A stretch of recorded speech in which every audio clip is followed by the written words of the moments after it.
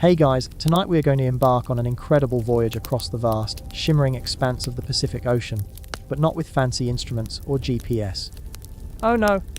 We're going to explore how ancient Polynesians navigated these immense distances with nothing more than their profound understanding of the natural world, specifically by sensing the subtle smells of the sea.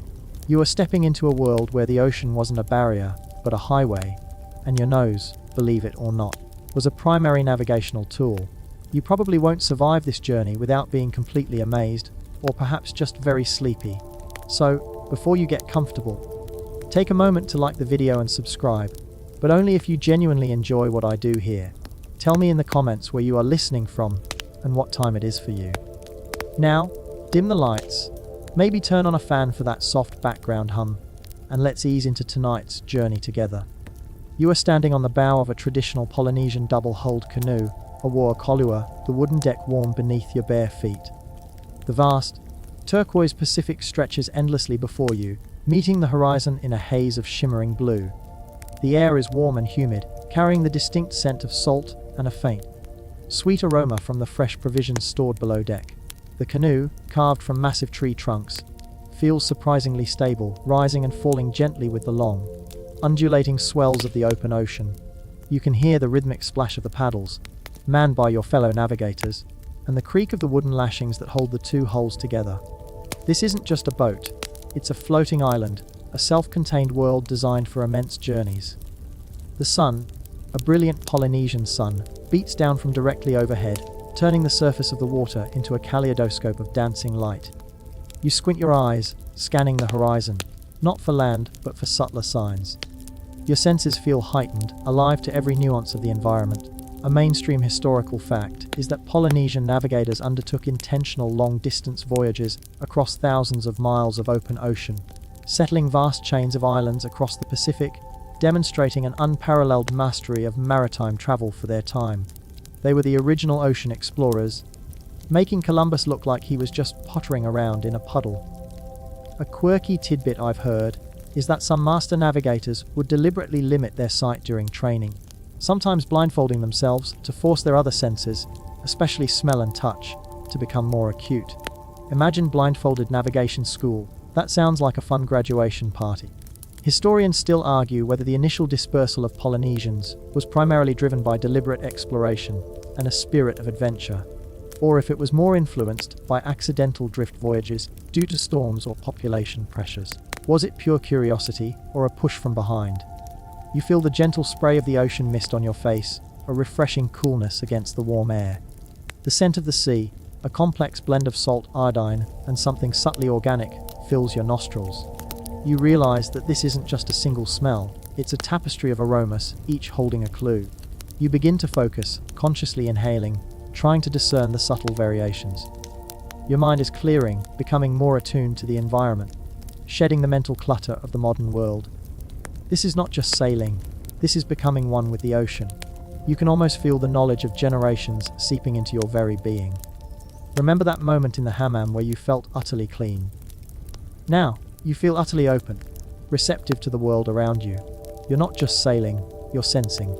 You're not just seeing, you're feeling. And your nose, surprisingly, is about to become your most valuable tool. The vastness of the ocean is intimidating, yet there's a profound sense of peace in its immensity, a quiet majesty that hums beneath the rhythmic movement of the canoe. As the canoe continues its steady westward progress, you deepen your focus on the subtle, often overlooked sense of smell. The constant rush of salty air against your face is no longer just a generalized ocean scent. You begin to perceive layers within it. There's the sharp tang of fresh salt spray, invigorating and immediate, but beneath that, you start to detect something more nuanced. It's a faint, musky sweetness, almost imperceptible at first, but persistent. This isn't the smell of the canoe itself, nor the provisions. This is something from the ocean. A mainstream historical fact is that Polynesian navigators relied heavily on detecting the subtle scent of distant islands, particularly the unique aromas of volcanic soil, rainforest vegetation, or even the distinctive smell of lagoon water carried by prevailing winds. They were the original perfumers of the Pacific, but their scents led to land. A quirky tidbit I've heard is that master navigators would sometimes taste the air, not just smell it, believing that microscopic particles carried by the wind could offer additional clues about distant landmasses. Imagine air tasting, like a very subtle wine tasting. Historians still argue whether the ability to detect these ultra-faint land smells was a purely learned skill, honed through generations of practice, or if some individuals possessed a genetic predisposition for heightened olfactory sensitivity. Was it all training, or a bit of natural talent? You take a deep, slow breath, trying to isolate that elusive sweet musk. It's strongest when the canoe crests a swell, catching the wind just right. You realize that this scent is not constant. It ebbs and flows, appearing and disappearing with the shifts in the breeze. It's a delicate dance between the wind and the ocean, carrying invisible messages across vast distances. You might feel a slight frustration at its subtlety, but also a growing fascination with the challenge of discerning it. This is far more complex than identifying a good coffee aroma. No offense to coffee.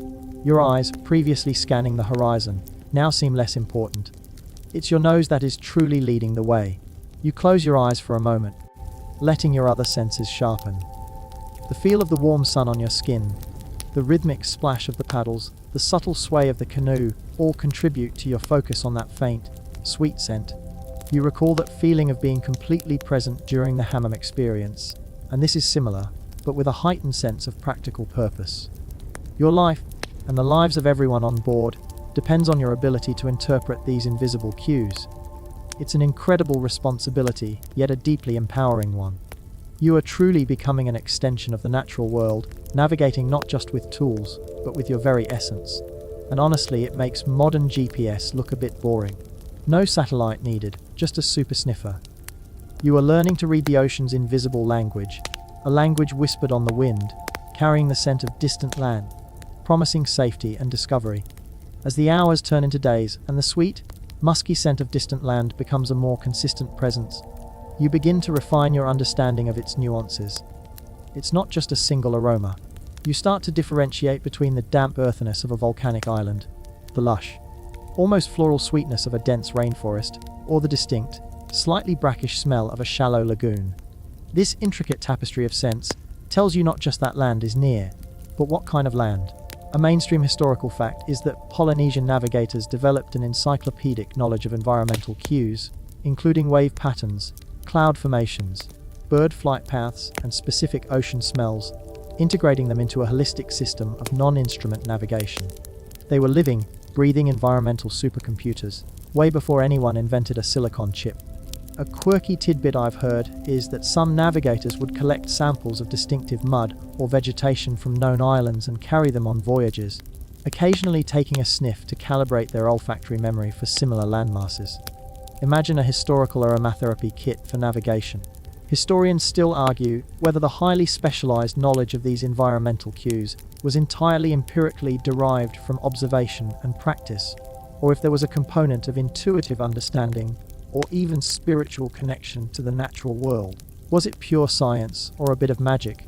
You take a deep breath, discerning the subtle shift from the general sweet musk to a faint, almost grassy undertone, suggesting the presence of low-lying vegetation.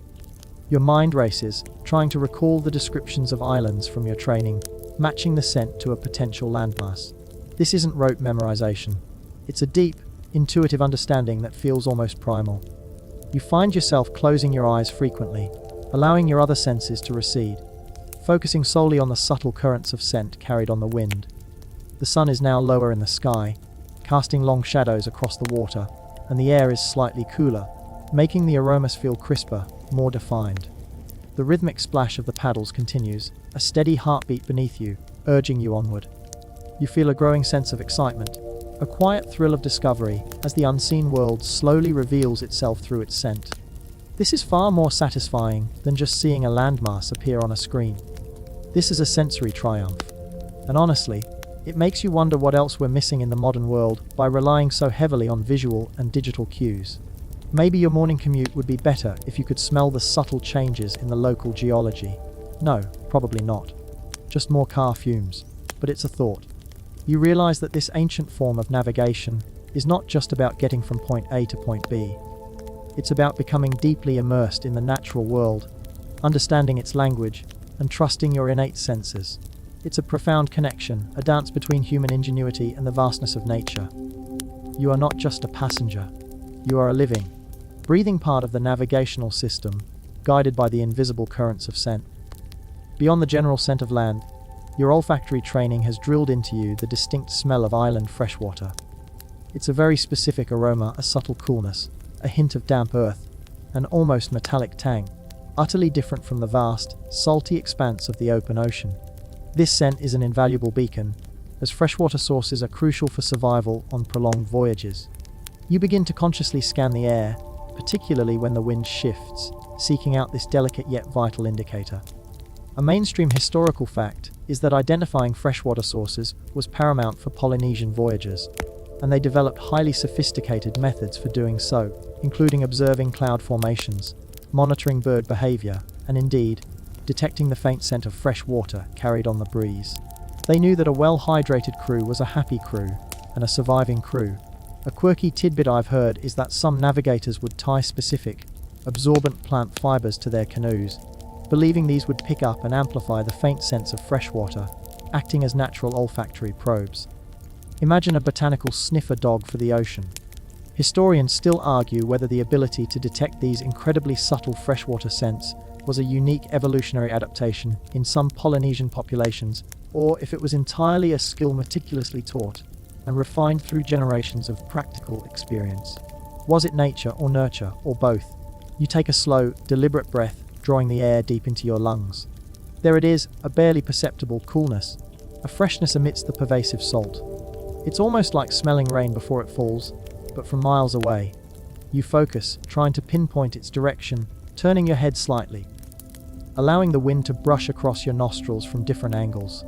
The subtle shift in direction of the scent is like a compass needle, guiding you with invisible threads. You feel a surge of quiet triumph, a validation of the ancient knowledge passed down through generations. This is far more exhilarating than seeing a digital map with a little blue dot. This is real, tangible, and utterly dependent on your senses.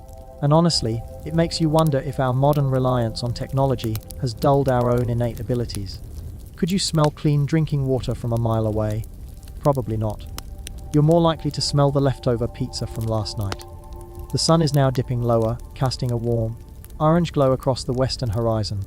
The rhythmic splash of the paddles continues, a constant, reassuring backdrop to your sensory quest. You feel an immense sense of respect for the ingenuity and deep connection to nature that these ancient navigators possessed. You are not just following a course. You are interpreting the whispers of the ocean, listening to its secrets, and allowing it to guide you to life-sustaining resources. This profound understanding of the natural world is a testament to their incredible survival skills and their deep wisdom.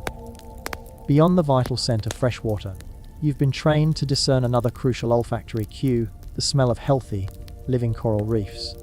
This scent is incredibly distinct from the open ocean, carrying a complex blend of earthy minerals, the subtle sweetness of algae, and a faint, almost metallic tang unique to thriving marine ecosystems. It's an indicator not just of nearby land, but of a specific, safe type of land, an atoll or island with a protective reef, offering safe passage and abundant resources. A mainstream historical fact is that Polynesian navigators understood the crucial role of coral reefs in supporting diverse marine life and providing shelter from powerful ocean swells, making their detection a vital part of finding suitable landing sites and sustainable food sources. They knew that reefs weren't just pretty, they were essential for life.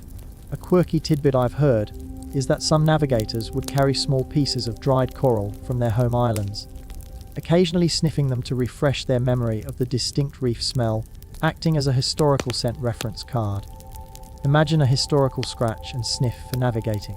Historians still argue whether the comprehensive knowledge of reef ecosystems was primarily derived from direct observation and generations of accumulated wisdom, or if there was an element of intuitive understanding of the interconnectedness of marine life and its telltale signs.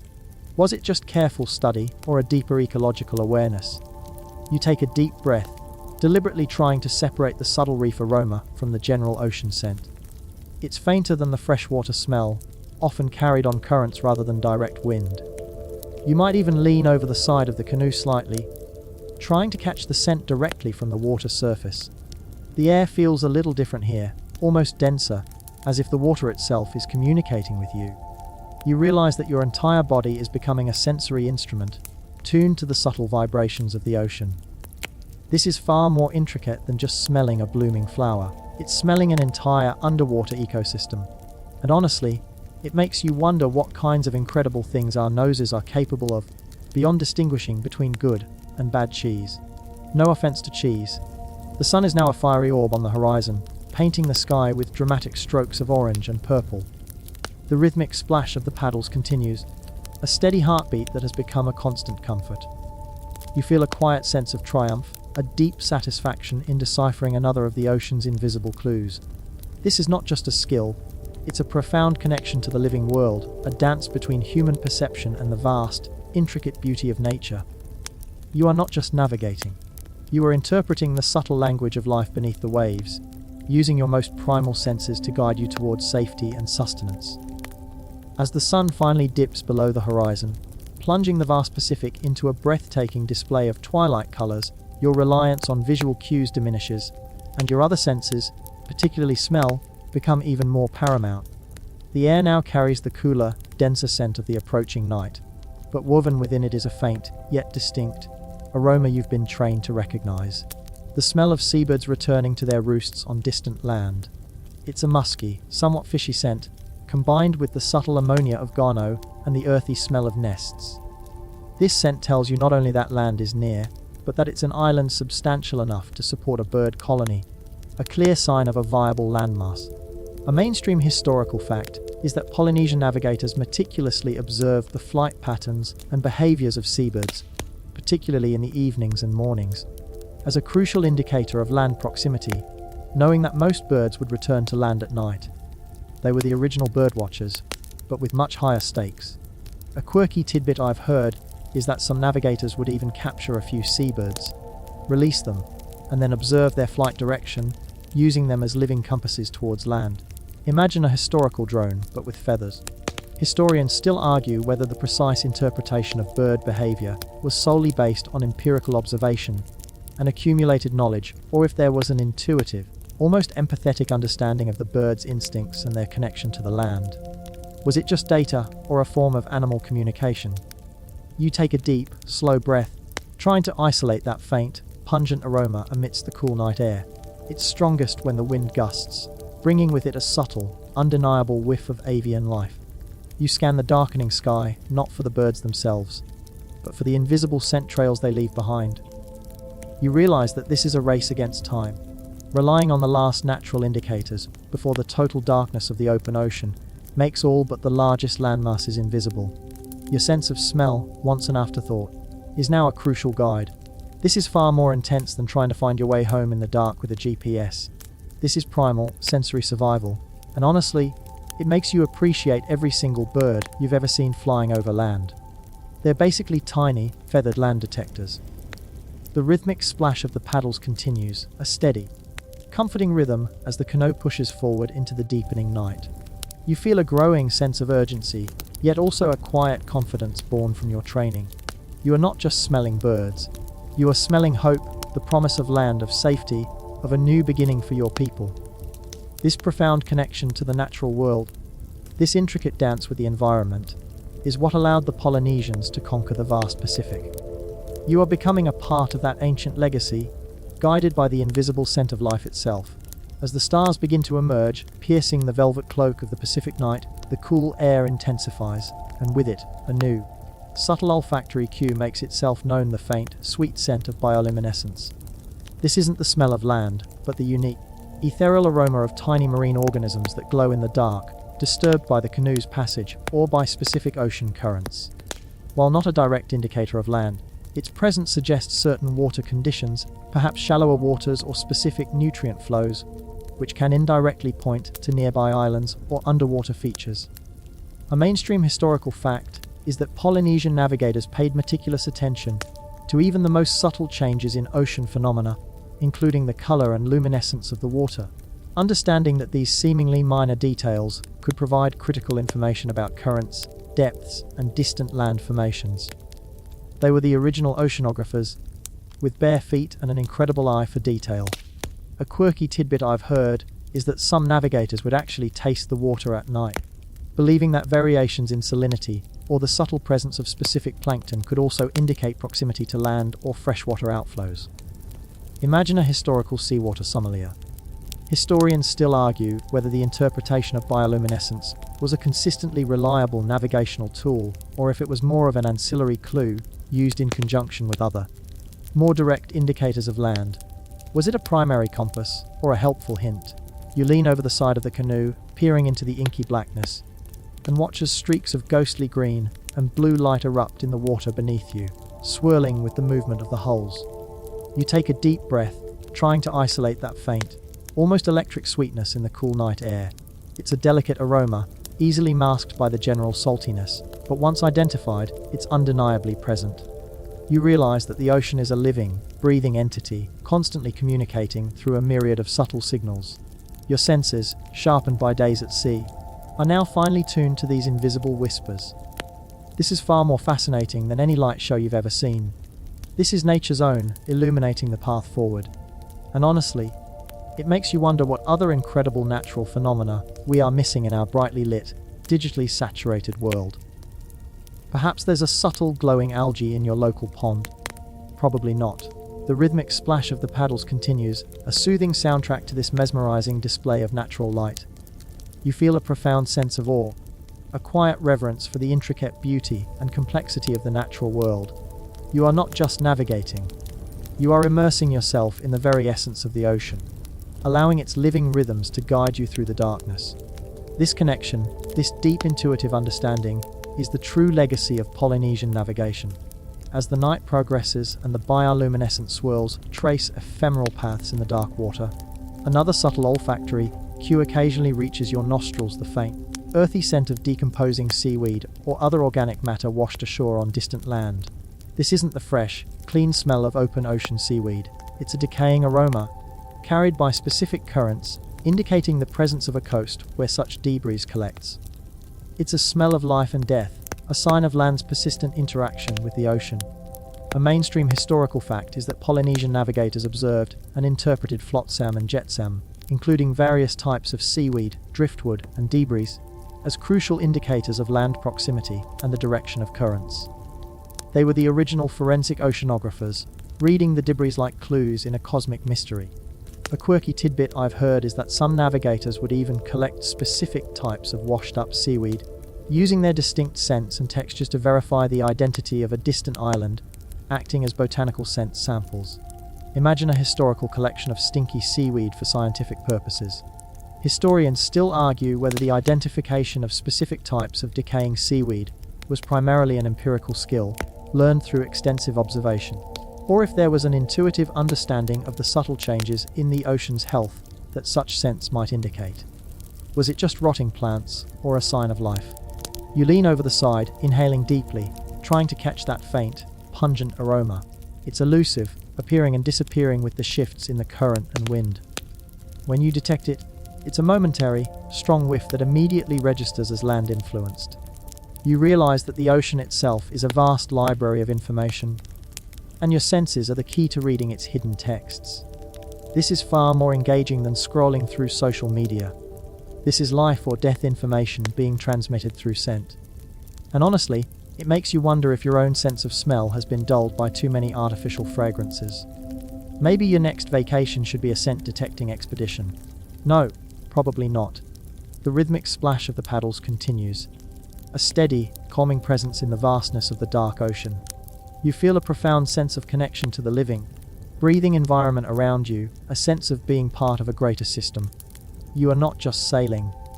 You are engaging in an ancient dialogue with the sea, listening to its subtle whispers and allowing them to guide you towards a new horizon. This intimate understanding of the ocean's intricate language was the secret to Polynesian exploration. You are becoming fluent in it, one subtle scent at a time. As the deep night slowly yields to the faintest hint of pre-dawn light on the eastern horizon, another critical olfactory cue emerges: the distinct, often pungent, smell of rain. This isn't just the dampness of moisture in the air, it's the specific petrichor, the earthy, fresh aroma that accompanies rain falling on land or shallow waters, carried by the wind from a distant weather system associated with an island. This scent tells you that land is not only near, but that conditions are favorable for replenishment of freshwater sources. A mainstream historical fact is that Polynesian navigators were expert meteorologists, reading cloud formations, wind shifts, and the atmospheric scent of rain as crucial indicators of weather patterns and the presence of distant landmasses, especially those with mountains capable of generating rain. They were the original weather forecasters, with a much more intimate connection to the elements. A quirky tidbit I've heard is that some navigators would intentionally induce a deep meditative state at night, believing it heightened their sensitivity to subtle atmospheric changes, including the faint scent of rain carried from far away. Imagine historical mindfulness for practical navigation. Historians still argue whether the ability to predict rain from such a distance was purely based on empirical observation of weather patterns and atmospheric conditions, or if there was an intuitive, almost spiritual understanding of the land's interaction with the sky. Was it just science or a deeper ecological insight? You take a deep, slow breath, discerning that unique, earthy freshness on the cool night air. It's a subtle shift, almost imperceptible to an untrained nose, but for you, it's a clear signal. You can practically taste the clean, pure water on your tongue. You feel a surge of quiet optimism, a reassurance that your destination is indeed within reach and that vital resources await. This is far more satisfying than checking a weather app. This is primal sensory confirmation, and honestly, it makes you wonder how much our modern reliance on immediate information has dulled our connection to these ancient, intuitive senses. Maybe you should try to smell the rain before it falls on your next walk. Or perhaps just appreciate the fact that you have an umbrella. The rhythmic splash of the paddles continues, a steady, comforting pulse that carries you forward into the emerging dawn. You feel an immense sense of respect for the deep intuitive wisdom of these ancient navigators, who lived in such profound harmony with the natural world. You are not just smelling rain. You are smelling life, sustenance, and the promise of a new beginning. This intricate dance with the elements is the heart of Polynesian navigation, and you are now part of its timeless rhythm. As the first faint streaks of dawn begin to paint the eastern sky, gradually illuminating the vast expanse of the Pacific, your attention turns to another subtle yet vital olfactory cue: the specific, slightly sweet and earthy scent of volcanic ash or basalt rock, carried on the wind from certain types of islands. This is distinct from the general land smell, indicating the presence of a geologically active or recently formed landmass, often rising dramatically from the ocean depths. This aroma tells you not just that land is near, but that it's an island of a particular, identifiable character. A mainstream historical fact is that Polynesian navigators developed an intricate mental map of the Pacific, recognizing specific islands not just by their location, but by their unique geological features, including volcanic activity and rock formations, which they could often detect from a distance through various environmental cues. They were the original geological surveyors, with an incredible sense of smell. A quirky tidbit I've heard is that some navigators would sometimes collect and carry small samples of different volcanic rocks or specific soil types from known islands, occasionally rubbing them together to release their unique scent and refresh their memory during long voyages. Imagine a geological scratch and sniff map. Historians still argue whether the ability to discern these subtle geological scents was primarily an acquired skill, honed through generations of observation and memorization, or if there was an intuitive, almost primal recognition of the fundamental earth energies associated with certain landmasses. Was it just a keen nose, or a deeper connection to the planet? You take a deep, slow breath, trying to isolate that faint, mineral-rich aroma. It's a subtle, almost metallic earthiness, very different from the lush sweetness of rainforest or the brackishness of a lagoon. It speaks of ancient fires and the deep forces of the earth. You focus, allowing your mind to conjure images of towering peaks and dramatic coastlines, connecting the unseen scent to a potential visual reality. You realize that your entire sensory apparatus is now fully engaged, a complex instrument receiving and interpreting myriad signals from the environment. This is far more exciting than watching a nature documentary. This is living it, breathing it, feeling it. And honestly, it makes you wonder what other hidden messages the Earth is constantly broadcasting that our modern lives usually tune out. Maybe your garden smells different after an earthquake. No, probably not. The rhythmic splash of the paddles continues, a steady, calming pulse beneath you, propelling you forward into the emerging dawn. You feel an immense sense of respect for the profound knowledge and intuitive wisdom of these ancient navigators, who truly lived in harmony with the natural world, reading its invisible language. You are not just smelling volcanic rock. You are smelling the raw power of creation, the very foundation of new land, and it's guiding you home. As the rising sun paints the eastern sky with fiery hues, and the vast Pacific begins to reveal its true colors, your trained senses continue to be your most reliable guides. Beyond the geological sense, you are now keenly aware of another crucial olfactory sign, the specific faint, and often sweet, aroma of certain fruit trees or flowering plants unique to particular islands. This isn't a generalized floral scent, but a recognizable perfume carried by the wind from a thriving ecosystem, indicating a hospitable island with abundant vegetation and potential food sources. A mainstream historical fact is that Polynesian voyagers were keen botanists, understanding that specific plant species indicated the presence of fertile soil, fresh water, and a suitable environment for settlement. They knew their plants, both for survival and for delicious snacks. A quirky tidbit I've heard is that some navigators would carry small, dried samples of fragrant island plants in their personal pouches, occasionally crushing them to release their scent and refresh their memory of particular landmasses. Imagine a historical aromatherapy diffuser on your person. Historians still argue whether the ability to identify these highly specific floral scents was primarily an empirical skill, learned through extensive observation and memorization of island flora, or if it also involved a deeper intuitive connection to the land's botanical fingerprint. Or was it just a good memory for smells, or a symbiotic relationship with nature? You take a deep, slow breath, trying to isolate that delicate, familiar sweetness. It's faint, easily lost in the vastness of the ocean air, but when the wind shifts just right, it's undeniably there, a subtle whisper of paradise. You close your eyes for a moment, allowing the scent to conjure images of lush greenery, vibrant blooms, and the promise of sustenance. You realize that your entire being is a finely tuned instrument, receiving and interpreting these invisible messages from the environment. This is far more engaging than scrolling through pictures of exotic places. This is experiencing them with your primal senses. And honestly, it makes you wonder if we've lost some innate connection to the natural world by surrounding ourselves with so many artificial smells. Your scented candles probably wouldn't help much out here. The rhythmic splash of the paddles continues, a steady, comforting presence as the canoe glides through the shimmering water. You feel an immense sense of awe for the intricate knowledge and intuitive wisdom of these ancient navigators, who truly lived in harmony with the natural world, reading its invisible language with every breath. You are not just smelling flowers. You are smelling life, abundance, and the promise of a welcoming new home. This deep ecological understanding is the heart of Polynesian exploration, and you are now embodying its timeless wisdom.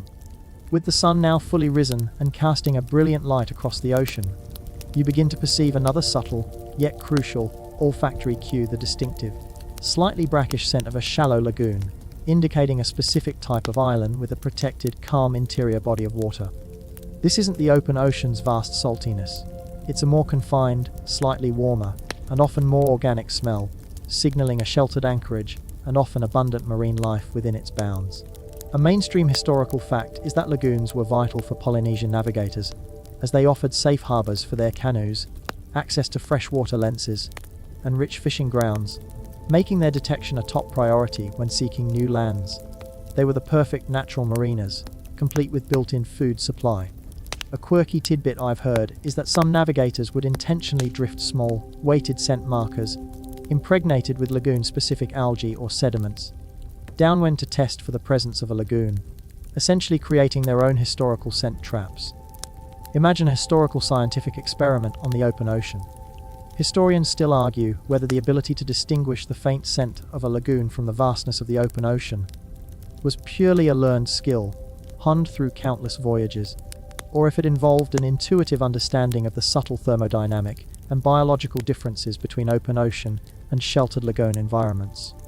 Was it just practice, or a deeper environmental insight? You take a deep, slow breath, trying to isolate that faint, distinctive brackishness on the gentle breeze. It's a complex aroma, subtly different from the deeper ocean, with hints of warmer water and perhaps decaying organic matter from the lagoon floor. You close your eyes for a moment, imagining the calm, shallow waters within, a contrast to the endless swells of the open sea.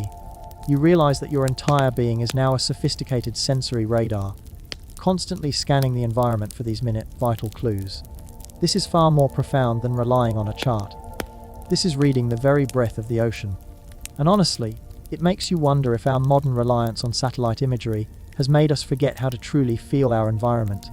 Maybe your next swim in a lake will involve a serious sniff test. No, probably not. The rhythmic splash of the paddles continues, a steady, reassuring rhythm as the canoe gracefully cuts through the water. You feel a quiet sense of triumph, a deep satisfaction in decoding yet another of the ocean's invisible messages. You are not just smelling water, you are smelling safety, sustenance, and the promise of a sheltered haven after days on the vast, open sea. This intricate dance with the elements, this profound connection to the natural world, was the secret to Polynesian exploration. You are becoming fluent in its timeless language. As the sun climbs higher, illuminating the vast, shimmering surface of the Pacific, you begin to focus on an even more subtle olfactory clue, one that speaks not of land, but of life in the water itself, the distinctive, almost sweet and sour scent of large schools of fish. This isn't the general fishy smell of the open ocean, but a concentrated aroma carried on the wind, indicating dense aggregations of marine life, a vital food source for the voyagers. A mainstream historical fact is that Polynesian navigators keenly observed and interpreted the behavior of marine life, including the presence of large fish schools, as crucial indicators of productive fishing grounds and often, by extension, proximity to islands that supported such ecosystems.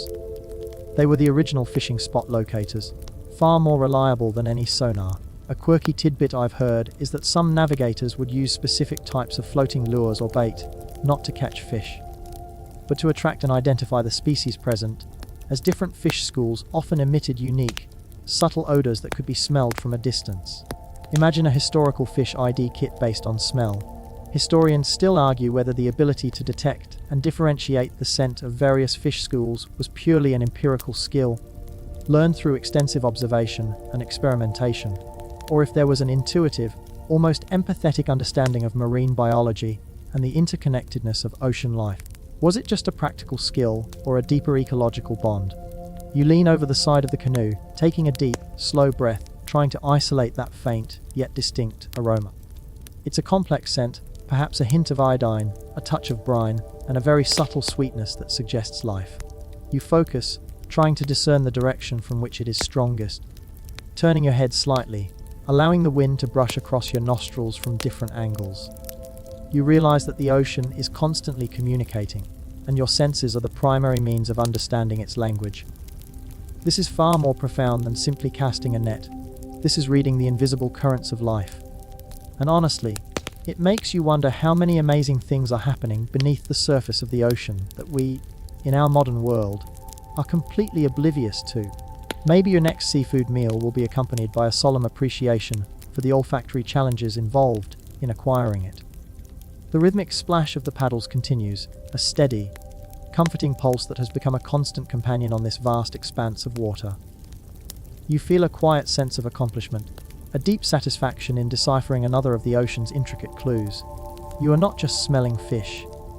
You are smelling sustenance, the promise of survival, and the profound abundance of the natural world. This intimate understanding of the ocean's intricate life systems was the secret to Polynesian thriving. As the sun arcs higher in the sky, reflecting brilliantly off the calm surface of the Pacific, you are now acutely aware of another subtle, but potentially vital olfactory cue: the faint, somewhat acrid or sulfuric scent of guano, carried on the wind from remote, rocky outcrops or small, uninhabited islets. This isn't the more pleasant bird colony smell from earlier, but a stronger, more concentrated aroma, indicating the presence of a specific type of land, often barren and uninviting, but nonetheless land, and a potential marker for navigation. A mainstream historical fact is that Polynesian navigators used all available indicators of land, including even the least hospitable ones, as navigational beacons in the vast expanse of the Pacific, understanding that any landmass could be a waypoint or a signal of a larger island chain. They were the original any port in a storm kind of people, but with a much better sense of smell. A quirky tidbit I've heard is that some navigators would specifically seek out the guano smell, believing it indicated the presence of highly specific bird species, that only nested on certain types of remote islands, allowing for a unique form of bio-identification. Imagine a historical bird poop forensics expert.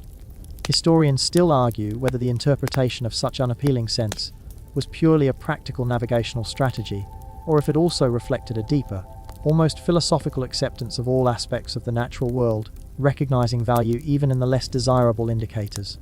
Was it just a smell, or a lesson in humility? You take a deep, slow breath, deliberately trying to isolate that faint, sharp odor.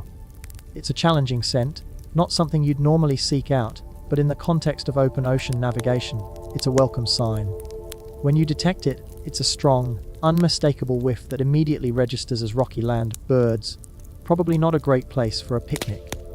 You realize that every single scent, no matter how faint or unpleasant, holds critical information. Your entire being is a finely tuned instrument for survival, constantly processing the world around you. This is far more immersive than smelling a new car. This is smelling survival. And honestly, it makes you wonder what our ancestors put up with just to get from one place to another. You're definitely grateful for paved roads and air conditioning right now. The rhythmic splash of the paddles continues, a steady, comforting presence as the canoe continues its journey. You feel a quiet admiration for the relentless dedication and sensory acuity of these ancient navigators, who left no stone or no smell unturned in their quest for discovery. You are not just smelling guano. You are smelling the sheer determination of a people to explore and connect, guided by every possible clue the ocean offered. As the sun begins its gentle descent towards the western horizon, casting long, shimmering reflections across the water, you shift your focus to another incredibly subtle, yet highly significant, olfactory cue: the faint, sweet, and somewhat metallic scent of deep ocean currents. This isn't the smell of land or marine life, but the unique aroma of upwelling deep water, carrying specific minerals and nutrients from the ocean floor. Its presence can indicate the proximity of underwater seamounts, deep trenches, or converging currents, all of which can indirectly lead to navigational markers or patterns. A mainstream historical fact is that Polynesian navigators had a profound understanding of ocean currents, recognizing their subtle changes in temperature, color, and even smell, using them as invisible highways and guides across vast ocean stretches. They were the original human current maps, with an incredible sense of smell for water. A quirky tidbit I've heard is that some navigators would occasionally dip small, finely woven nets into the water and then bring them to their noses, believing they could detect subtle variations in the plankton or mineral content, providing clues about deep current movements. Imagine a historical water quality test, but for navigation. Historians still argue whether the ability to detect such minute changes in ocean water chemistry was primarily an empirical skill, refined through generations of direct observation and experimentation, or if there was an intuitive, almost extrasensory connection to the ocean's hidden depths. Was it just a keen nose, or a psychic link to the abyss? You lean over the side of the canoe, taking a deep, slow breath, trying to isolate that elusive, almost ethereal aroma. It's incredibly faint, easily masked by the general ocean smell, but when you detect it, it's a fleeting, unmistakable essence of something profound beneath the surface. You close your eyes, trying to visualize the immense, unseen forces at play beneath the canoe, the vast underwater topography influencing these subtle currents. You realize that your entire being is becoming an extension of the ocean itself, perceiving its hidden movements through the most delicate of sensory cues. This is far more intricate than reading a tide chart. This is feeling the very pulse of the deep. And honestly, it makes you wonder what other invisible forces are shaping our world that we're completely unaware of. Maybe your next bath will involve a serious contemplation of water currents. No, probably not. The rhythmic splash of the paddles continues, a steady, comforting presence as the canoe glides onward through the vastness of the Pacific. You feel a quiet sense of wonder, a deep admiration for the profound knowledge and intuitive wisdom of these ancient navigators, who could read the ocean's hidden language with such precision. You are not just smelling water, you are smelling the invisible currents of the deep, guided by the very breath of the ocean, towards your unseen destination. As twilight deepens and the ocean transitions from a shimmering expanse to a vast, dark canvas, your senses become even more finely tuned. You now focus on detecting the faint, decaying scent of distant, waterlogged wood, carried by specific currents from remote coastlines or areas where trees have fallen into the sea. This isn't the fresh smell of driftwood. It's a deeper, more organic aroma, indicating the presence of substantial landmasses, often forested, far beyond the horizon. A mainstream historical fact is that Polynesian navigators meticulously observed and interpreted all forms of ocean debris, especially driftwood, as crucial indicators of land proximity and the direction of currents. They were the original environmental detectives, reading the ocean's waste for clues. A quirky tidbit I've heard is that some navigators would intentionally throw small, weighted samples of wood into the ocean, observing their drift patterns, and, if they returned, the subtle scent of decay they picked up, to better understand ocean currents and distant land features. Imagine a historical version of leaving a message in a bottle, but for scientific data. Historians still argue whether the identification of specific types of decaying wood was primarily an empirical skill, learned through extensive observation and categorization, or if it also involved an intuitive understanding of the interconnectedness of land and sea environments. Was it just rotting logs, or a deeper ecological insight into distant forests? You lean over the side, inhaling deeply, trying to catch that faint, earthy, and slightly musty aroma. It's elusive, appearing and disappearing with the shifts in the current and wind. When you detect it, it's a momentary, strong whiff that immediately registers as land-sourced organic matter. You realize that the ocean itself is constantly broadcasting information, and your heightened senses are now expertly receiving these subtle signals. This is far more engaging than watching a documentary about deforestation. This is smelling the ancient forests from miles away. And honestly, it makes you wonder what other hidden messages the natural world is constantly sending us, that we, in our modern, often distracted lives, are simply missing. Maybe your next walk in a park will involve a serious sniff test of fallen branches. No, probably not. The rhythmic splash of the paddles continues, a steady, comforting presence in the vastness of the dark ocean. You feel a profound sense of connection to the living, breathing environment around you, a sense of being part of a greater system. You are not just smelling decaying wood, you are smelling the presence of distant life, the silent communication between land and sea, guiding you towards an unseen horizon.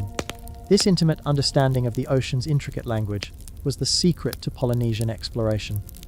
You are becoming fluent in it, one subtle scent at a time.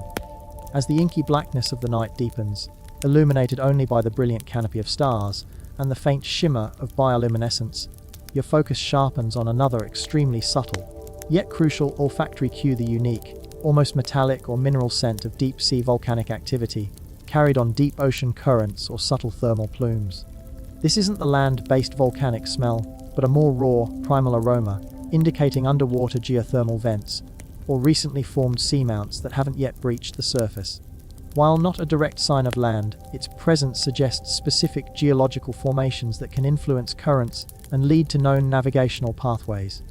A mainstream historical fact is that Polynesian navigators had an astonishing awareness of underwater topography and geological features, understanding how these hidden elements influenced ocean currents, and often indicated areas of greater marine life, which in turn could lead to land. They were the original underwater cartographers, but with their senses instead of sonar. A quirky tidbit I've heard is that some navigators would periodically dip special, highly sensitive shells or gourds into the deep water, then bring them to their noses, believing they could detect minute chemical changes or thermal differences associated with underwater vents. Imagine a historical handheld underwater detector. Historians still argue whether the ability to detect such incredibly subtle deep-sea scents was purely an empirical skill, refined through generations of meticulous observation and experimentation, or if there was an intuitive, almost extrasensory connection to the Earth's hidden geological forces. Was it just a keen nose, or a mystical connection to the underworld? You lean over the side of the canoe, taking a deep, slow breath, trying to isolate that elusive, almost sulfuric, metallic tang. It's incredibly faint, often requiring prolonged concentration, but when you detect it, it's a powerful, unmistakable whisper from the depths. You close your eyes, trying to visualize the immense, unseen forces at play beneath the canoe, the vast, ancient geological processes shaping the ocean floor. You realize that your entire being is becoming a finely tuned, geological sensor, receiving and interpreting these invisible messages from the Earth's core. This is far more profound than watching a documentary about plate tectonics. This is feeling the very breath of the planet. And honestly, it makes you wonder what other deep, hidden signals the Earth is constantly broadcasting that our modern, digitally mediated lives have completely tuned out. Maybe your next visit to a hot spring will involve a serious sniff test for its geological origins. No, probably not. The rhythmic splash of the paddles continues, a steady, comforting presence as the canoe glides onward through the vastness of the Pacific. You feel a quiet sense of awe, a deep admiration for the profound knowledge and intuitive wisdom of these ancient navigators, who could read the ocean's hidden language with such precision, even reaching into its deepest, unseen realms. You are not just smelling rock, you are smelling the raw power of creation, the very forces that shape the world, and it's subtly guiding you on your incredible journey. As the deep night continues its silent reign, and the canoe glides beneath the vast tapestry of stars, your senses are attuned to even the most transient olfactory clues. You are now attempting to detect the ephemeral, slightly pungent scent of rain squalls or storms, carried on shifting wind patterns from distant weather systems. This isn't the petrichor of rain on land, but the raw, almost metallic smell of a large volume of moisture in the air, a precursor to precipitation on the open ocean. Its detection is crucial for safety and for understanding atmospheric patterns that can lead to land. A mainstream historical fact is that Polynesian navigators were master meteorologists, possessing an uncanny ability to predict weather changes by observing subtle shifts in wind direction, cloud types, and atmospheric pressure, including the distinctive scent of impending rain. They were the original weather channel, but with bare skin and a keen nose. A quirky tidbit I've heard is that some navigators would occasionally taste the moisture on their lips at night, believing that a subtle change in the air's salinity or a metallic tang could signal the approach of a significant weather event. Imagine a historical air tasting weather forecast. Historians still argue whether the ability to detect and interpret these subtle atmospheric scents was purely an empirical skill, refined through generations of observation, or if there was an intuitive, almost preternatural connection to the elements and their imminent changes. Was it just a keen sense or a whisper from the sky? You take a deep, slow breath, trying to isolate that faint, sharp, almost electric aroma. It's elusive, often mixed with the general ocean smell, but when you detect it, it's a momentary, strong whiff that immediately registers as weather approaching. You focus, trying to discern its direction, turning your head slightly, allowing the wind to brush across your nostrils from different angles. You realize that the air itself is a vast, unseen river of information, constantly broadcasting its subtle changes, and your senses are the key to interpreting its currents. This is far more thrilling than checking a radar map. This is feeling the breath of the storm. And honestly, it makes you wonder how much we've disconnected from our primal ability to read the weather, relying instead on glowing screens. Maybe your next walk in a storm will involve a serious sniff test of the incoming wind. No, probably not. The rhythmic splash of the paddles continues, a steady, comforting presence in the vastness of the dark ocean. You feel a quiet sense of respect for the profound knowledge and intuitive wisdom of these ancient navigators, who could read the ocean's and sky's hidden language with such precision, even predicting its turbulent moods. You are not just smelling rain. You are smelling the very breath of the atmosphere, a vital warning, a guiding whisper, as you continue your incredible journey across the vast Pacific. As the first faint blush of dawn begins to touch the eastern sky, painting the ocean in soft hues of rose and gold, your senses are now finely tuned to the most subtle olfactory indicators of distant land, the specific, almost sweet, and distinctly earthy scent of soil and decaying vegetation from a thriving, established island ecosystem. This isn't just a generic land smell, but the rich, complex aroma of accumulated organic matter, indicative of fertile ground and long-term biological activity. It's the smell of life itself, carried across vast distances. A mainstream historical fact is that Polynesian navigators had an incredibly detailed understanding of how different types of land environments emitted unique olfactory signatures, allowing them to differentiate between barren rocks, newly formed volcanic islands, and ancient, lush landmasses from afar. They were the original environmental diagnosticians, identifying islands by their scent profile. A quirky tidbit I've heard is that some master navigators would occasionally rub small amounts of earth or dried leaves from their home islands onto their canoes' hulls, believing it would subtly scent the vessel and somehow attract the essence of new land. Imagine a historical form of aromatic good luck charm, Historians still argue whether the ability to discern such incredibly specific land-based scents was purely an empirical skill, honed through generations of practice and meticulous memorization, or if it also involved an intuitive, almost spiritual connection to the very essence of the land. Was it just a super nose or a deeper resonance with Mother Earth? You take a deep, slow breath, consciously drawing the air deep into your lungs, trying to isolate that faint, rich, earthy sweetness. It's incredibly subtle, easily missed amidst the vastness of the open ocean, but when you detect it, it's an undeniable, powerful whisper of solid ground. You close your eyes, allowing the scent to conjure vivid images of fertile soil, towering trees, and a thriving ecosystem, a promise of life and sustenance after days on the boundless sea. You realize that your entire being is a sophisticated sensory instrument, constantly receiving and interpreting these invisible messages from the environment. This is far more profound than looking at a map. This is feeling the very essence of land. And honestly, it makes you wonder how much of the Earth's natural beauty we miss when we only rely on our eyes. Maybe your next gardening session will involve a serious sniff test of the soil for its historical richness. No, probably not. The rhythmic splash of the paddles continues, a steady, comforting presence as the canoe glides forward into the full light of dawn. You feel an immense sense of triumph, a deep satisfaction in decoding the ultimate olfactory clue. You are not just smelling soil. You are smelling home, the very foundation of life, and it's guiding you towards your new destiny. This profound connection to the Earth's subtle emanations was the pinnacle of Polynesian navigation, and you are now experiencing its timeless wisdom. As the rising sun bathes the Pacific in golden light, your highly attuned senses pick up yet another subtle, yet significant, olfactory cue: the faint, somewhat yeasty or fermented scent of distant bird rookeries. This isn't the general guano smell of a few birds, but the concentrated aroma of thousands of nesting seabirds, their nests, eggs and droppings creating a distinct, pervasive odor. Its presence indicates a substantial, perhaps remote, island that serves as a major breeding ground for oceanic birds, a clear sign of a significant landmass. A mainstream historical fact is that Polynesian navigators meticulously observed the presence and behavior of large bird colonies, understanding that these indicated substantial landmasses, often uninhabited, but valuable as waypoints or sources of eggs and fledgling birds. They were the original ornithologists, but with much higher stakes for their observations.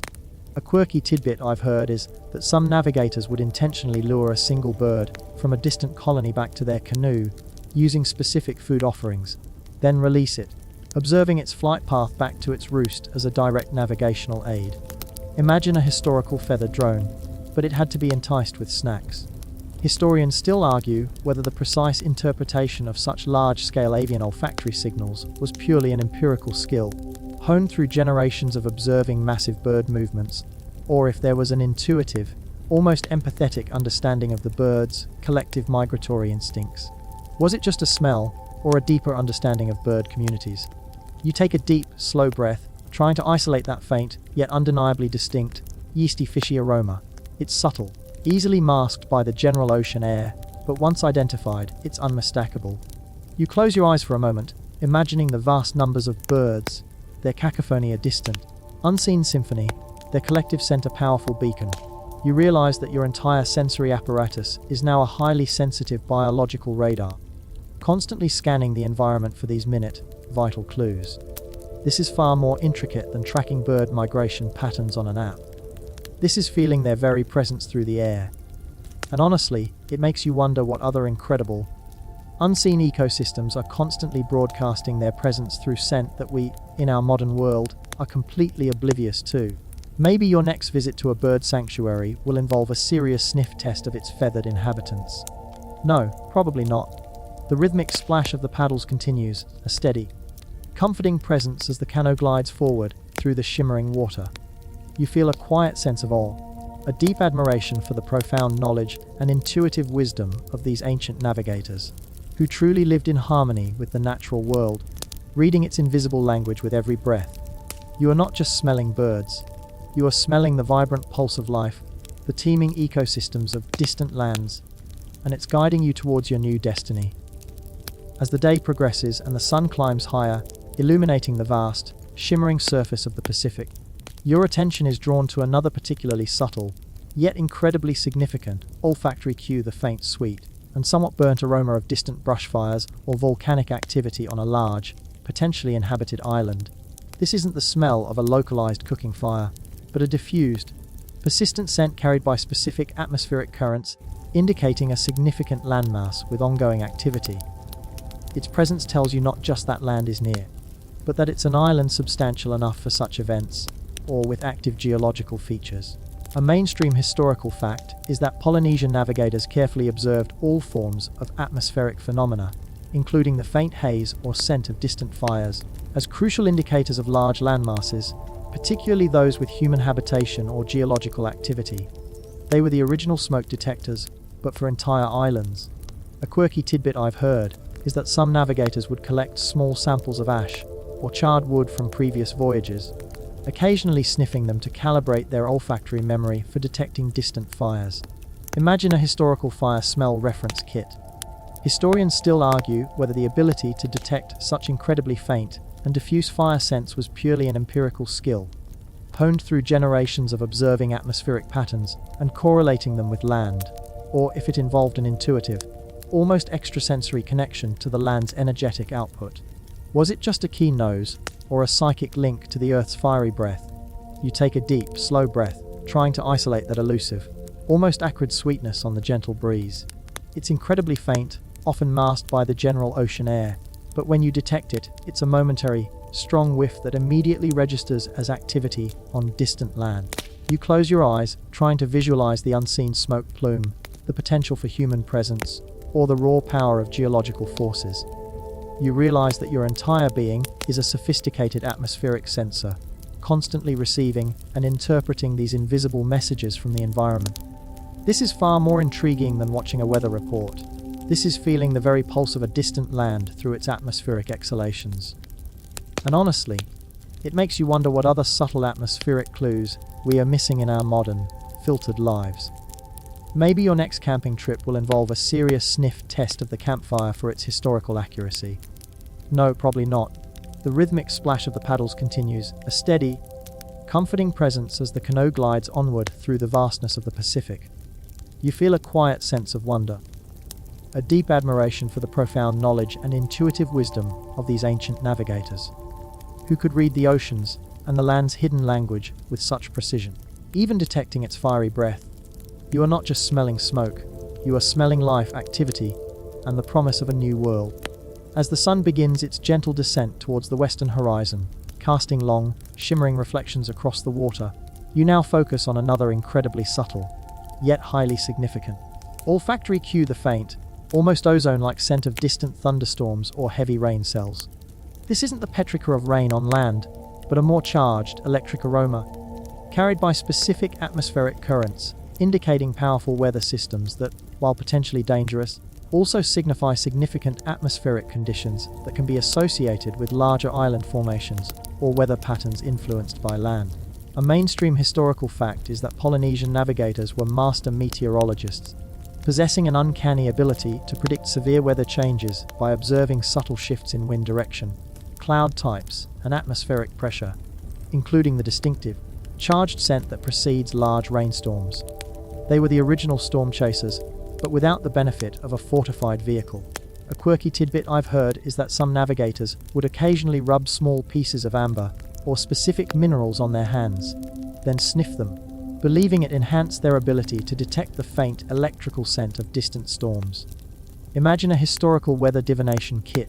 Historians still argue whether the ability to detect and interpret these subtle atmospheric electrical scents was purely an empirical skill, refined through generations of observation, or if there was an intuitive, almost extrasensory connection to the raw power of the elements. Was it just a keen nose, or a primal sensitivity to nature's energy? You take a deep, slow breath, trying to isolate that faint, sharp, almost metallic aroma. It's elusive, often mixed with the general ocean smell, but when you detect it, it's a momentary, strong whiff that immediately registers as atmospheric disturbance approaching. You focus, trying to discern its direction, turning your head slightly, allowing the wind to brush across your nostrils from different angles. You realize that the air itself is a vast, unseen network of electrical signals and chemical reactions, constantly broadcasting its subtle changes, and your senses are the key to interpreting its currents. This is far more thrilling than checking a weather app. This is feeling the very electricity of the storm, and honestly, it makes you wonder how much we've disconnected from our primal ability to read the weather, relying instead on glowing screens. Maybe your next walk before a storm will involve a serious sniff test of the incoming wind. No, probably not. The rhythmic splash of the paddles continues, a steady, comforting presence in the vastness of the dark ocean.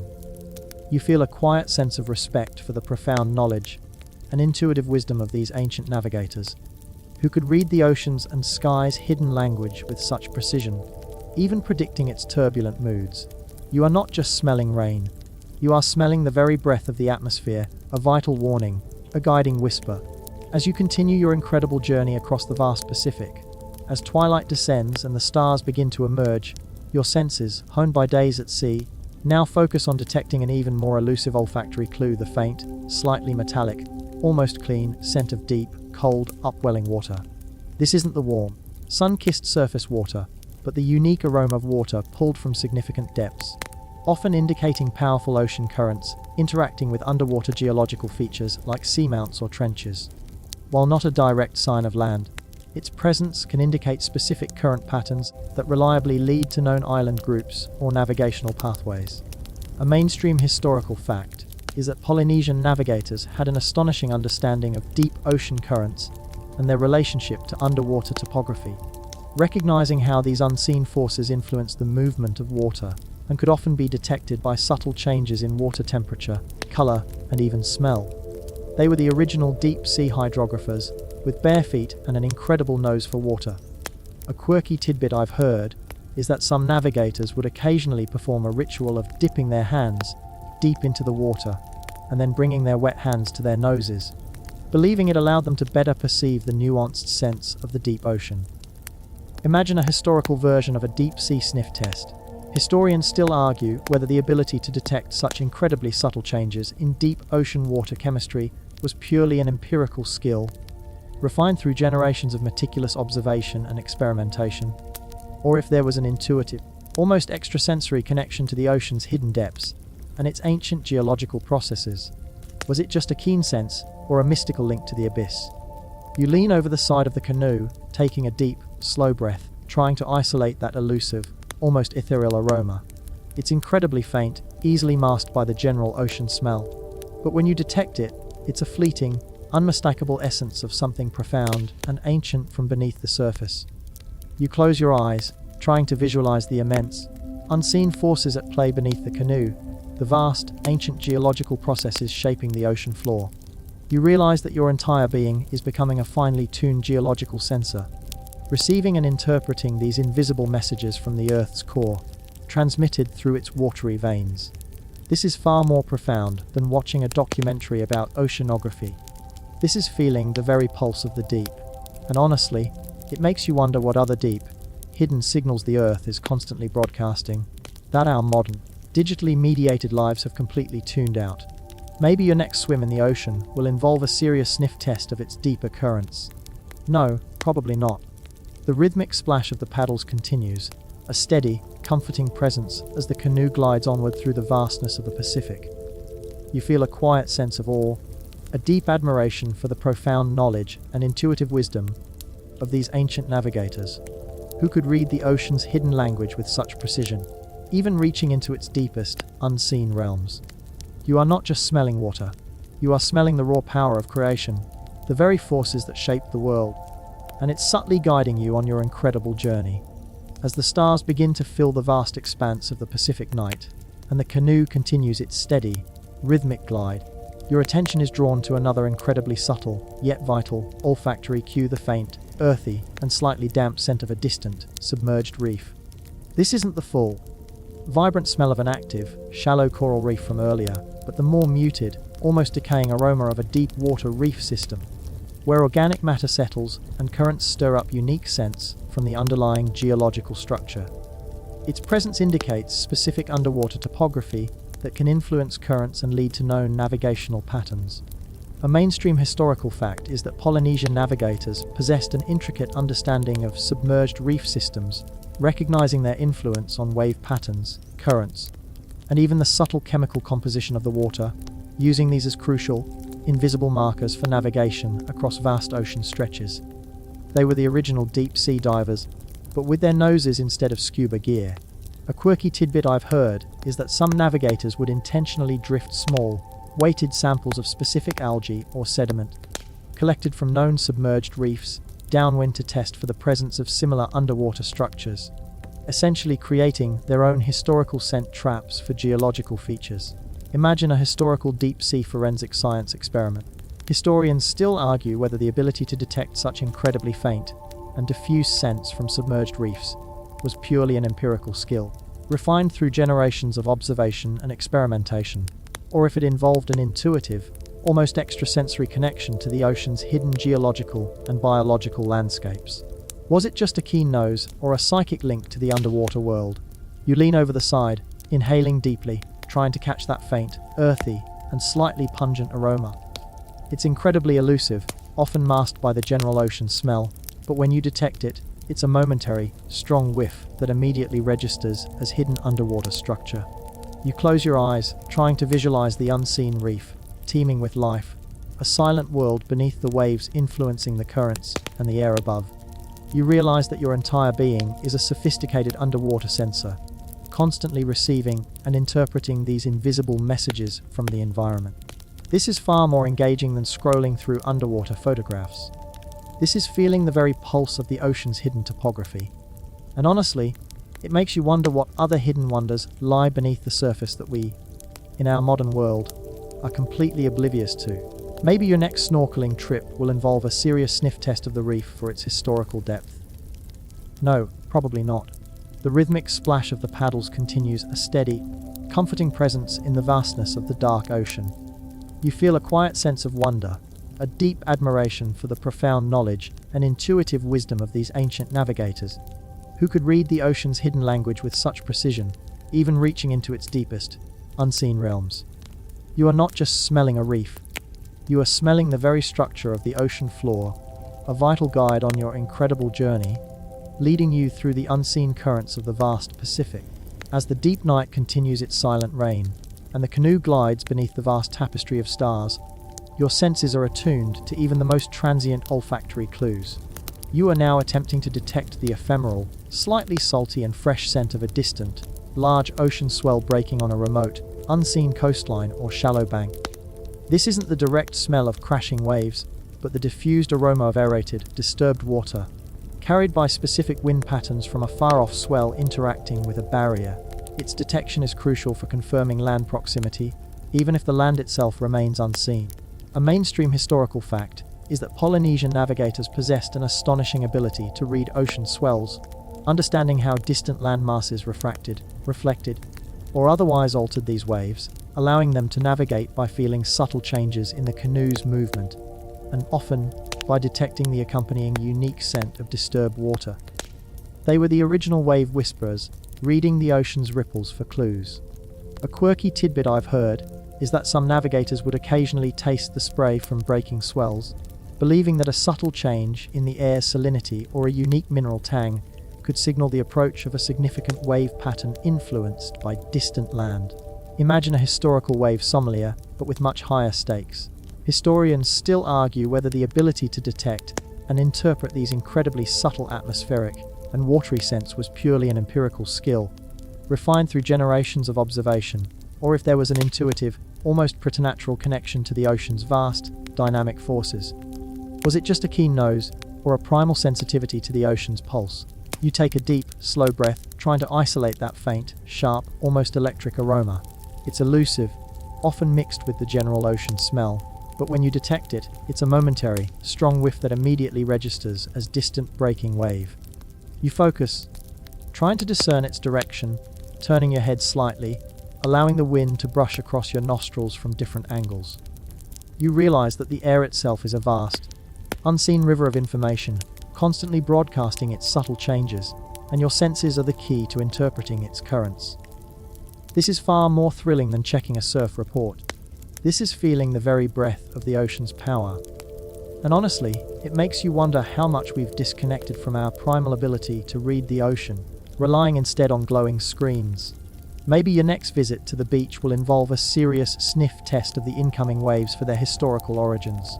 No, probably not.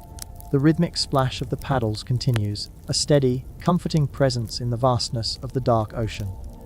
You feel a quiet sense of respect for the profound knowledge and intuitive wisdom of these ancient navigators, who could read the ocean's hidden language with such precision, even detecting its distant roar.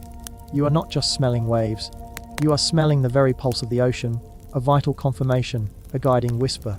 As you continue your incredible journey across the vast Pacific, closer and closer to your destination, as the inky blackness of the night begins to yield to the first faint promise of dawn on the eastern horizon, your senses are now finely tuned to the most subtle olfactory indicators of nearby island life, the specific, almost sweet, and distinctly earthy scent of soil and decaying vegetation from a thriving, established island ecosystem. This isn't just a generic land smell, but the rich, complex aroma of accumulated organic matter, indicative of fertile ground and long-term biological activity. It's the smell of life itself, carried across vast distances. A mainstream historical fact is that Polynesian navigators had an incredibly detailed understanding of how different types of land environments emitted unique olfactory signatures, allowing them to differentiate between barren rocks, newly formed volcanic islands, and ancient, lush landmasses from afar. They were the original environmental diagnosticians, identifying islands by their scent profile. A quirky tidbit I've heard is that some master navigators would occasionally rub small amounts of earth or dried leaves from their home islands onto their canoes' hulls, believing it would subtly scent the vessel and somehow attract the essence of new land. Imagine a historical form of aromatic good luck charm. Historians still argue whether the ability to discern such incredibly specific land-based scents was purely an empirical skill, honed through generations of practice and meticulous memorization, or if it also involved an intuitive, almost spiritual connection to the very essence of the land. Was it just a super nose, or a deeper resonance with Mother Earth?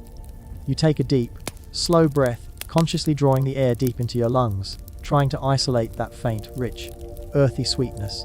It's incredibly subtle, easily missed amidst the vastness of the open ocean, but when you detect it, it's an undeniable, powerful whisper of solid ground. You close your eyes, allowing the scent to conjure vivid images of fertile soil, towering trees, and a thriving ecosystem, a promise of life and sustenance after days on the boundless sea. You realize that your entire being is a sophisticated sensory instrument, constantly receiving and interpreting these invisible messages from the environment. This is far more profound than looking at a map. This is feeling the very essence of land. And honestly, it makes you wonder how much of the Earth's natural beauty we miss when we only rely on our eyes. Maybe your next gardening session will involve a serious sniff test of the soil for its historical richness. No, probably not. The rhythmic splash of the paddles continues, a steady, comforting presence as the canoe glides forward into the full light of dawn. You feel an immense sense of triumph, a deep satisfaction in decoding the ultimate olfactory clue. You are not just smelling soil, you are smelling home, the very foundation of life, and it's guiding you towards your new destiny. This profound connection to the Earth's subtle emanations was the pinnacle of Polynesian navigation, and you are now experiencing its timeless wisdom. As the first faint light of dawn truly breaks across the vast Pacific, illuminating the distant horizon with a gentle, ethereal glow, your senses, honed by days and nights of unwavering attention, now perceive the most profound olfactory clue of all, the combined, distinct, and undeniable scent of an entire living island ecosystem. This is a complex symphony of aromas, the sweet freshness of rainforest vegetation, the earthy scent of damp volcanic soil, the subtle tang of a freshwater lagoon, and the faint, musky scent of a distant bird colony, all merging into a single, powerful, and unmistakable signal of imminent land. A mainstream historical fact is that master Polynesian navigators could identify specific islands from immense distances based on their unique, combined environmental signatures, including the distinctive scent profile of the entire landmass, a testament to their unparalleled sensory acuity and accumulated knowledge. They were the original island sniffers, identifying landmasses like a sommelier identifies a fine wine. A quirky tidbit I've heard is that some navigators, upon detecting the unmistakable scent of a specific island, would sometimes shed tears of joy and relief, having successfully guided their people to a new home, using nothing but their innate senses and ancestral knowledge. Imagine the emotional power of such a moment, all triggered by a smell. Historians still argue whether the ability to interpret such a complex symphony of scents was purely a learned skill, honed through generations of meticulous practice, or if it involved an intuitive, almost mystical connection to the very spirit of the land. Was it just a highly developed nose, or a deeper, spiritual bond with the earth? You take a deep, slow breath, and the combined aromas flood your senses, powerful and undeniable. It's a scent of life, of hope, of an end to your incredible journey. You can practically taste the fresh water, feel the lush vegetation, and hear the sounds of birds and human activity from this unseen paradise. You realize that your entire being has become an extension of the natural world, a living, breathing part of the navigational system, guided by the very breath of a new home. This is far more profound than any technological achievement. This is a triumph of human connection to nature. And honestly, it makes you wonder how much of the world's beauty and wonder we are missing by not trusting our most primal senses. Maybe your next deep breath in nature will be a serious sniff test for its entire ecosystem. No, probably not. The rhythmic splash of the paddles, which has been your constant companion, now feels imbued with a new sense of purpose and a gentle acceleration. You feel an immense surge of joy and relief, a profound sense of accomplishment. You are not just smelling an island. You are smelling a new beginning, the culmination of an epic voyage, guided by the invisible language of the wind and the sea.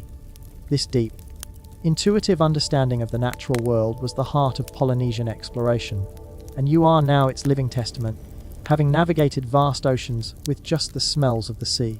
As the last tendrils of night recede, and the full light of dawn bathes the Pacific in a brilliant, welcoming glow, the combined scent of the island grows stronger, more distinct, and utterly undeniable. Your eyes, which have been trained to scan the horizon for the first visual cues, now instinctively follow the invisible scent trail. Knowing that where the aroma is strongest, land must soon appear.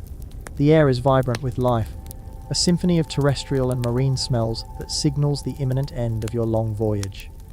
You can almost taste the damp earth on your tongue, feel the lush leaves brushing against your skin, and hear the gentle murmur of a stream from this unseen paradise. A mainstream historical fact is that the final approach to a newly discovered island was often guided by these powerful, concentrated land scents, even before the land itself became clearly visible, confirming the success of the long-distance navigation. They were essentially guided by an invisible, aromatic beacon. A quirky tidbit I've heard is that, as the scent of land became overwhelmingly strong, some navigators would ritually offer thanks to the ocean and the winds, acknowledging the forces that had guided them safely to their destination.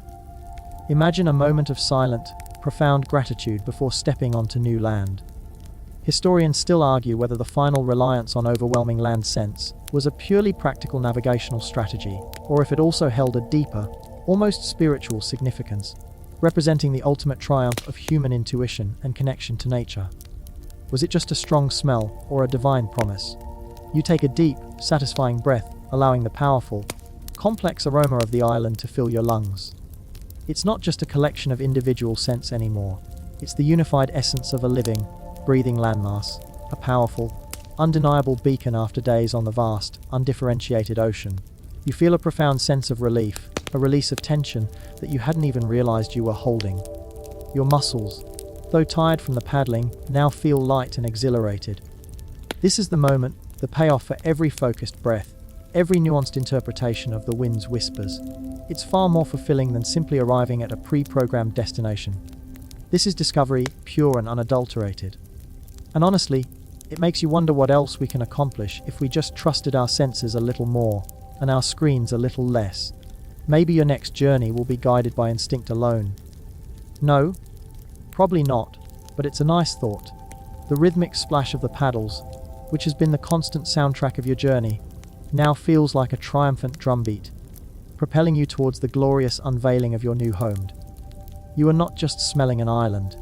You are smelling the future, the promise of new life, new beginnings, and the fulfillment of an epic quest. This profound connection to the Earth's very breath, guiding you safely home, is the enduring legacy of Polynesian navigation. And then, As the last remnants of the night's magic dissipate with the strengthening dawn, it appears. Rising majestically from the shimmering turquoise waters, bathed in the golden light of the rising sun, is the island.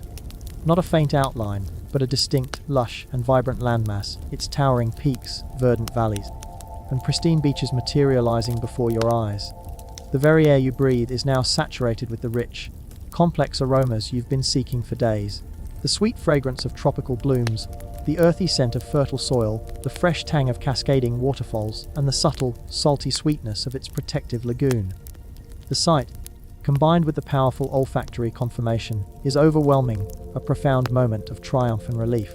A mainstream historical fact is that the arrival of Polynesian canoes at a new island, often after immense voyages across thousands of miles of open ocean, was a monumental achievement, representing the culmination of unparalleled navigational skill, collective endurance, and an unwavering spirit of exploration. They weren't just discovering land, they were discovering futures. A quirky tidbit I've heard is that upon finally spotting land after a long voyage, the entire crew would often erupt in cheers, tears, and spontaneous songs of gratitude, a deeply emotional release after the intense focus and uncertainty of the open ocean. Imagine the raw emotion of that moment. Historians still argue whether the initial act of discovery was always a moment of pure celebration, or if it was also accompanied by a sense of trepidation about the unknown challenges and inhabitants that might await them on a new land. Was it all cheers, or a mix of joy and apprehension? You stand on the bow of the War Kolua, feeling the gentle swell of the ocean beneath you, watching as the island grows larger with every rhythmic stroke of the paddles. The sight is breathtaking, a vivid confirmation of every subtle scent, every shift in wind, every whisper of the ocean that guided you here. You feel a surge of profound joy, a deep sense of accomplishment that permeates your entire being. Your body, tired yet invigorated, feels light and triumphant. Your mind, clear and focused, is filled with a sense of wonder. Your spirit, deeply connected to the natural world, is overflowing with gratitude. This is the culmination of generations of ancestral knowledge, of countless observations, and of an unwavering trust in the unseen language of the sea. It's far more significant than simply reaching a destination. It's a living testament to human ingenuity, resilience, and a profound harmony with the planet. And honestly, it makes every single historical navigation app look like a toy. This is real, visceral, and utterly magnificent. You are not just seeing an island, you are seeing a new world, a testament to the incredible power of human senses, guided by the subtle, yet undeniable, smells of the vast Pacific. You are a voyager, a discoverer, and a testament to the timeless wisdom of those who navigated by scent. And now, as the image of the newly discovered island, lush and vibrant, gently recedes from your mind's eye, allow yourself to float effortlessly on the calm, peaceful waters of your own consciousness. Feel the gentle rocking motion, like the soft sway of a canoe on a tranquil sea, easing every part of your body. Let the sounds of the ocean, the rhythmic splash of unseen waves, the whisper of the breeze, lure you into a state of deep and unwavering peace. Your mind is clear, unburdened by any thoughts or worries, simply drifting in this vast, comforting stillness. Imagine the gentle scents of the sea, the freshness of salt, the subtle sweetness of distant land, dissolving into a harmonious, calming aroma around you, preparing you for a profound sleep. There is nothing to do, nowhere to go, just this moment of deep, blissful rest. Allow yourself to sink deeper and deeper, surrendering completely to the quiet embrace of slumber. Drift now, gently, into the softest of dreams, where the vastness of the ocean meets the quiet of your own peaceful rest. Sweet dreams.